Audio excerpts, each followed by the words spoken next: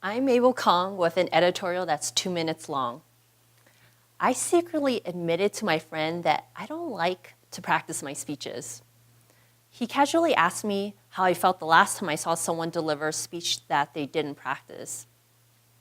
I cringed because I remember it all too well.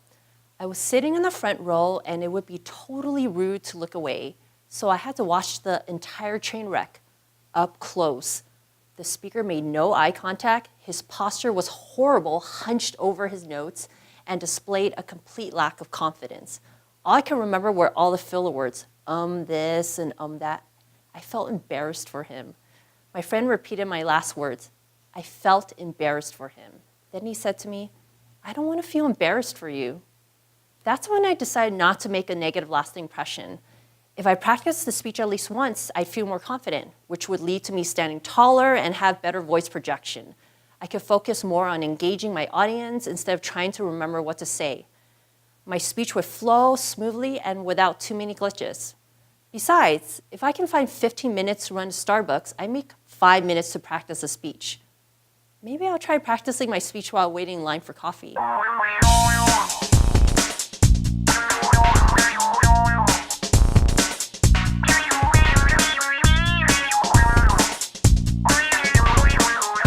Welcome to Founders District TV, where we share simple solutions that have remarkable results. I'm your helpful host, Michael Varma. With me is the 2017 Toastmaster of the Year, Linda Robinson. Linda, thank you so much for coming and joining us here. Thank you. It's a pleasure to be here. Okay, and I want to know, as our viewers want to know, about your journey in Toastmasters. How long have you been in Toastmasters? On November 1st, it will be my 8th-year anniversary. Ooh, happy pre-anniversary. Thank you. Thank you very much. 8 years is not a long time. No, it's not. It goes really fast. It does. In fact, I think you got your DTM in 7 years? I did. Fabulous. Okay. Thank you. So you've been in Toastmasters a short 8 years. You have your DTM. And to get to the Toastmaster of the Year, which we'll get to, before you even got into Toastmasters, well, what got you into Toastmasters? Well, one of those things that happens to us every now and again. I got laid off. Oh, okay. It was so sad. But through the interviewing process, I realized I really need to freshen up those skills. Okay. And a little networking never hurts. Toastmasters is great for that. It's very good for that. And I joined Fluent Philosophers Okay. in 2009. And it was the beginning of a journey I knew nothing about. But it would become one of the most amazing experiences I've had in my entire life. And what has made it amazing? What was the first amazing thing that you encountered? The people. Okay. And what about the people? The people are so interesting. And the variety of personalities, the stories that you hear through speeches are, to me, the most valuable thing that comes out of a meeting or out of your experience. And it has been the people that have always kept me moving forward. Okay, so somebody was pushing you? No, it's those guests who walk in the door okay. who have a need, Okay. and they're so interesting. It's like, of course we can help you. Come on down, take a seat. And as they join, they expand the experiences in that room and change the culture of the club over the years. It is really interesting to watch. Okay, so now you were in your club role, so what got you out of the club from just being, I mean, you're still within Toastmasters as a member and as officer, but then you went beyond the club. A little story. Back in May this year, I was asked to give a speech about leadership in the club because it's elections.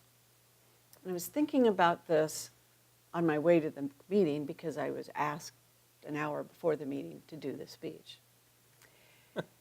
It's almost an impromptu. It's almost an impromptu speech, and it never happens. But when it does, your brain kicks into overdrive. And I realized there are 3 things that are resident in any Toastmasters club Okay.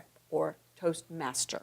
Okay. You Which can are? join the club, stay in the club, focus on your goals, get through your speeches, maybe do your leadership manuals, Okay. but you focus on your skill development. And that's about as far as you go. But And that's about probably 80% of most Toastmasters. It truly I am is. there because I have to give a toast at my daughter's wedding. Exactly. And that's all they want to learn, and then that's it. Right. The second level, though, is to be an officer in the club. Okay.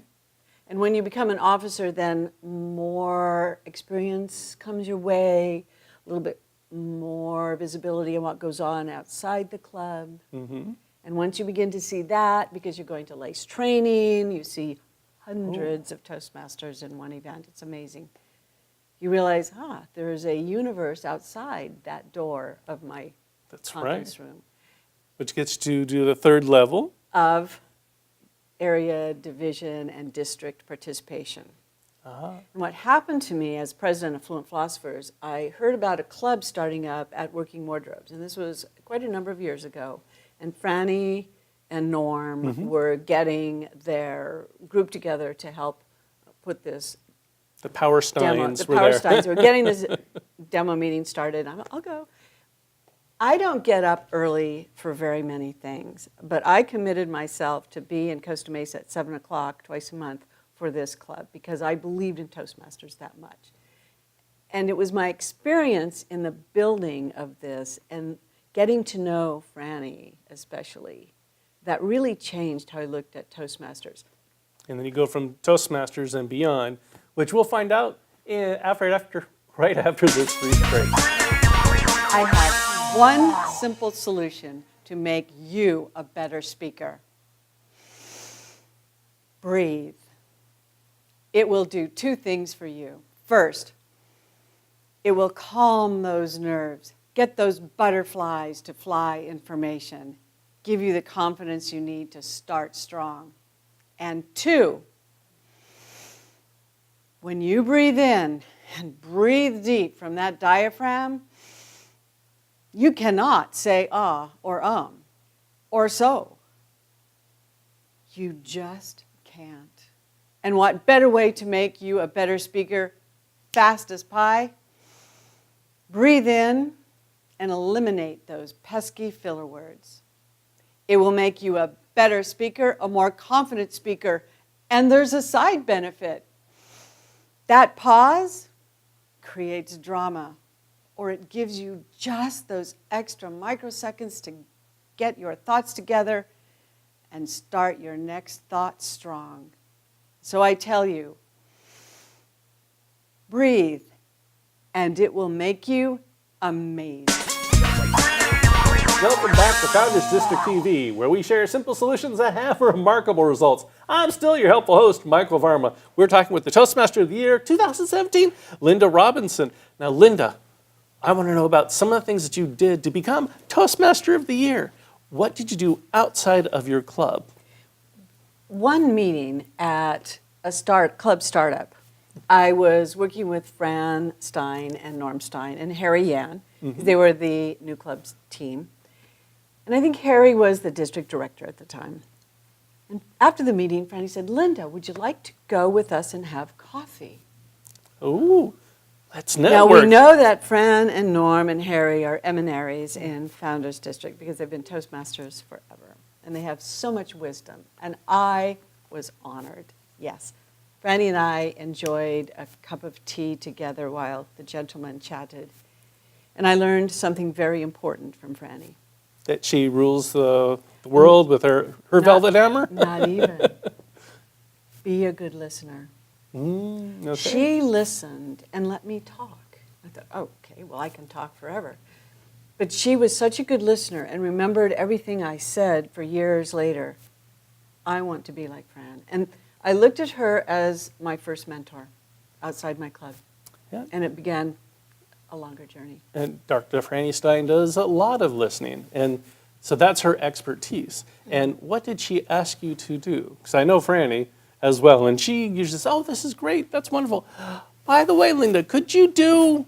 So what did she ask you to do? She wasn't specific. Okay. But she certainly encouraged me to continue my out-of-the-club journey and to think about leadership, which is why the following spring I put my name in the hat for area governor. Oh, wonderful. And, of course, the rest is history. But I became area governor, and that is again where I learned so much more about different club culture and the people. So how many clubs did you visit as an area governor? I believe I had 5 clubs, and then you have to visit them how many times? Twice a year? Twice a year. But it's not just those 2 times a year, because you visit them to give them awards, visit them to inform them on special events, keep them updated on contests and conferences, and visit them when they're having a contest.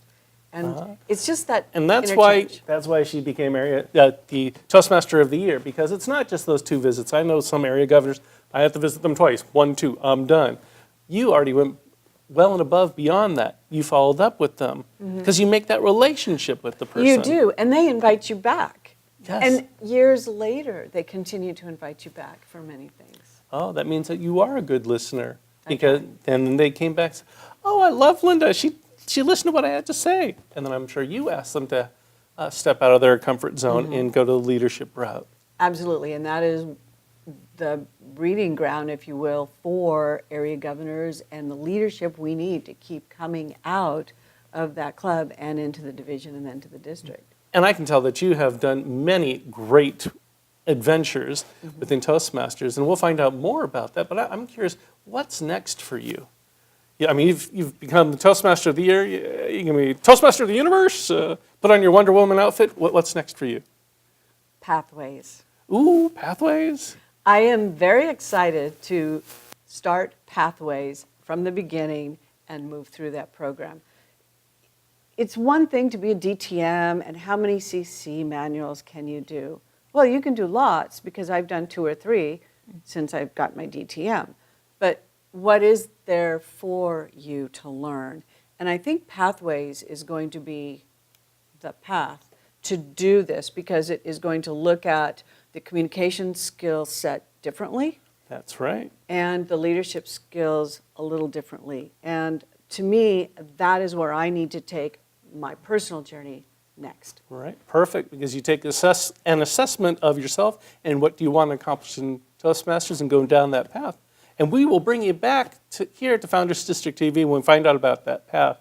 So there you have it from the Toastmaster of the Year for 2017, Linda Robinson. You can find out more on the Founders District website. Thank you for watching Founders District TV, where we're sharing simple solutions that have remarkable results. Until next time, present yourself well.